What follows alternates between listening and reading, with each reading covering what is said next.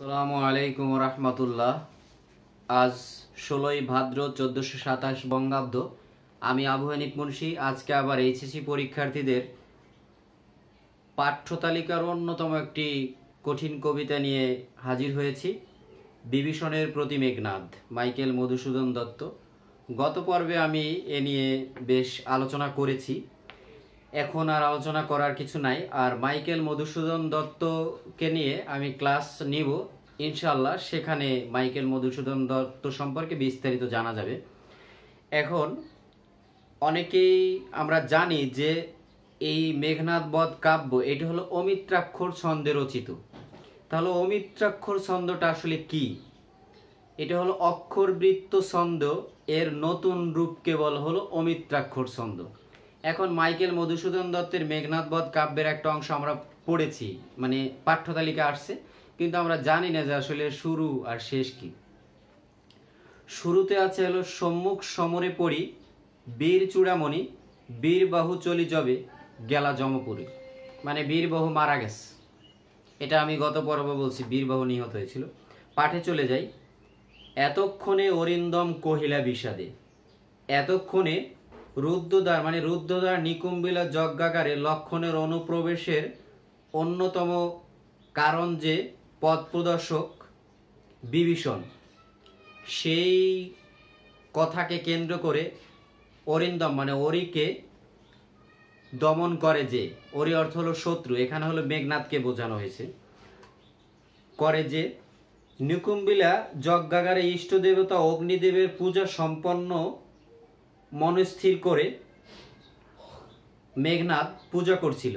সেই সময় লক্ষণের প্রবেশের বিভীষণের সাথে সেই বিভীষণকে উল্লেখ করে বলছে যে এতক্ষণ অরিন্দম কহিলা বিষাদে, দুঃখবোধ নিয়া মেঘনাদ বলল যে জানিনু কেমনে আসি লক্ষণ পশিল। জানি যে কেমনে লক্ষণ এসে পশিল মানে প্রবেশ করলো, পশিল শব্দের অর্থ প্রবেশ করলো রক্ষপুরে। রক্ষপুর হলো এই রাবণের যে এরিয়া, এটাকে বলে রক্ষপুর। আর পুরো এরিয়াটার নাম হলো লঙ্কা। লঙ্কা হলো বর্তমান শ্রীলঙ্কা। আমরা স্বাভাবিকভাবে বলি যে বাংলাদেশের রাজধানী কোথায়? ঢাকা। তাহলে বাংলাদেশের মাঝখানে ঢাকা না, তাহলে আমরা বাস করি কোথায়? ঢাকা। ওইভাবে রক্ষপুরে বাস করে রাবণ। এই রক্ষপুরে রাক্ষসদের পুরীতে বা নগরে, এখানে বিশেষ করে নিকুম্বিলা যজ্ঞাগারের কথা বলা হয়েছে। হায় তা তো উচিত কি তব এ কাজ, তা তো মানে হলো চাচা, পিতৃব্য, পিতার সমতুল্য। উচিত কি তব এ কাজ, তব শব্দের অর্থ হলো তোমার, তোমার কি এই কাজ উচিত হয়েছে? নিকষা সতী তোমার জননী, মানে নিকষা পূর্বের ক্লাসে শক আকারে দেখাইছিলাম। নিকষা হলো রাবণের মা, বিভীষণের মা, কুম্ভকর্ণের মা। নিকষা সতী তোমার জননী, সহদর রক্ষ শ্রেষ্ঠ। রক্ষ শ্রেষ্ঠ মানে এই রক্ষপুরের যে শ্রেষ্ঠ, রক্ষপুরের শ্রেষ্ঠ কে? রাবণ। রাবণের কথা বলা হয়েছে। রাবণ রাক্ষস কুলের শ্রেষ্ঠ। শুলি শম্ভু নিব মানে শুলপানি মহাদেবের মতো। মহাদেবকে আমরা জানি যে মহাদেব কাকে বলা হয়? শিব। মহাদেবের মতো কুম্ভকর্ণ, মানে এই মহাদেবের মতো কুম্ভকর্ণ কাকে বলা হয়েছে? কুম্ভকর্ণকে মহাদেবের সাথে তুলনা করা হয়েছে। ভ্রাতৃপুত্র বাসব বিজয়ী। বাসব বলতে বোঝায় ইন্দ্র। তাহলে বাসব বিজয়ী, বাসবকে যে জয় করেছে, বাসব বিজয়ী, দেবতাদের রাজা ইন্দ্র বা বাসবকে জয় করেছে। এখানে মেঘনাদের কথা বিশেষ করে উল্লেখ করা হয়েছে। বাসব বিজয়ী। নিজ গৃহপথ তা তো দেখাও তস করে, মানে তুমি নিজের ঘরের পথ, নিজের বাড়ির পথ দেখাইয়া দাও তস করে। তস্কর শব্দের অর্থ হলো চোর, চোরকে তুমি পথ দেখাইয়া দাও। চণ্ডালে বসা মানে রাজার আলয়ে। চণ্ডাল হলো মানে হিন্দুদের নিচু শ্রেণীর যে সম্প্রদায়, অনগ্রসর সম্প্রদায়, তাদের বলে চণ্ডাল। আর চণ্ডাল শব্দের যদি শাব্দিক অর্থ নেই তাহলে আসে চাড়াল। চণ্ডালে বসা মানে রাজার আলয়ে। আলয় শব্দের অর্থ হলো ঘর, গৃহ।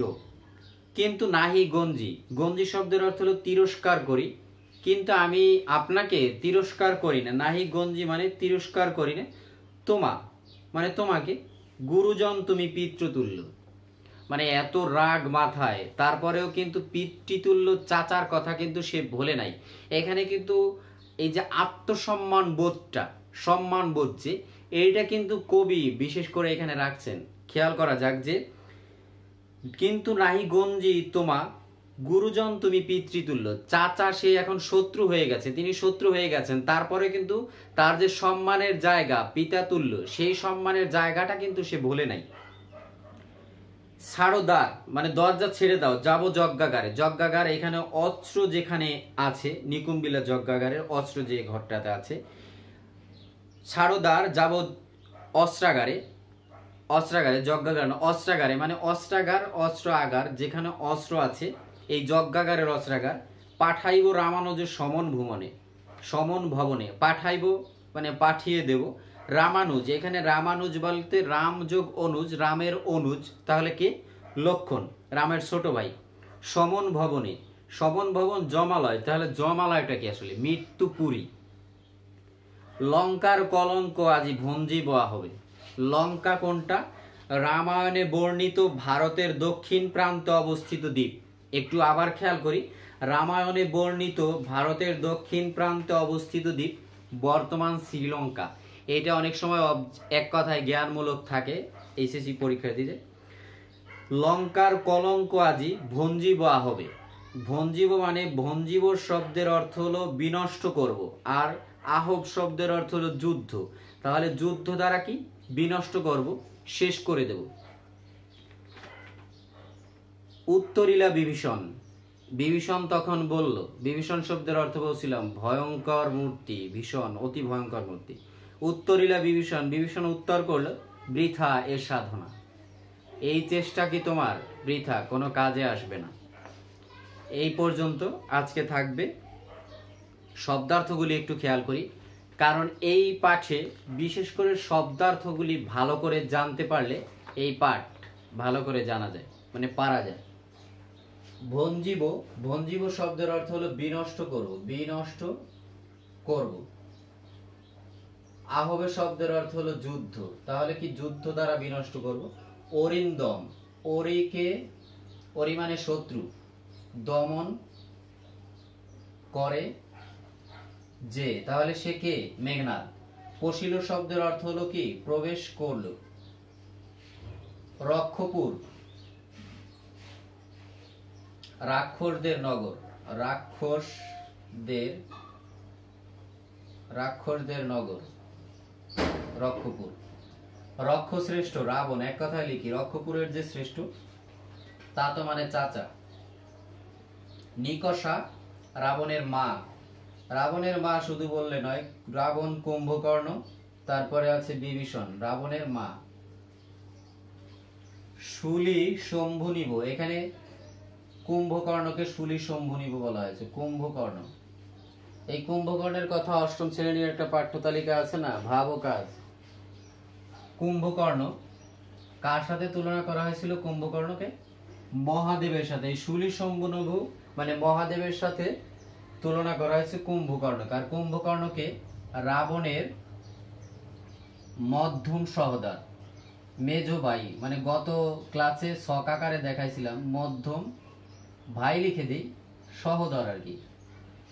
আর বাসব বিজয়ী, বাসবকে জয় করেছে যে, বাসবকে ইন্দ্র, বাসবকে জয় করেছে যে, করেছে যে, তাহলে সে কে? মেঘনাদ। বাসবকে জয় করেছে যে, মেঘনাদ, মেঘনাদ। তস্কর শব্দের অর্থ চোর, গঞ্জি শব্দের অর্থ তিরস্কার করি। শব্দার্থ না জানলে কিন্তু পাঠ পারা যাবে না, এটা একটা কঠিন পাঠ। রামানুজ বলতে এখানে লক্ষণকে বোঝানো হয়েছে, রাম যোগ অনুজ, রামানুজ, লক্ষণ, লক্ষণ মানে রামের ছোট ভাই। সমন ভবন, এক কথায় বলি জমালয়, জমালয় কি? মৃত্যুপুরী, জমালয় মৃত্যুপুরী।